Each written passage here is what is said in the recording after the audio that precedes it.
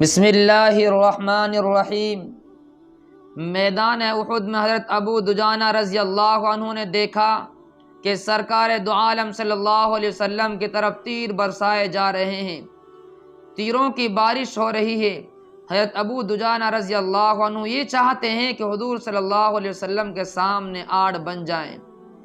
لیکن اگر ان تیروں کی طرف سینہ کر کے آڑ بنتے ہیں تو حضور اقدس صلی اللہ علیہ وسلم کی طرف پشت ہو جاتی ہے، اور یہ گوارا نہیں کہ میدان جنگ میں بھی حضور صلی اللہ علیہ وسلم کی طرف پشت ہو جائے۔ چنانچہ آپ نے اپنا سینہ حضور اقدس صلی اللہ علیہ وسلم کی طرف اور پشت کفار کی تیروں کی طرف کر دی، اور اس طرح تیروں کو اپنی پشت پر لیتے رہے تاکہ جنگ کے میدان میں بھی بے ادبی نہ ہو کہ حضور اقدس صلی اللہ علیہ وسلم کی طرف پشت ہو جائے۔ یہ صحابہ کرام کا ادب تھا، یہ صحابہ کرام کی محبت اور جذبہ تھا۔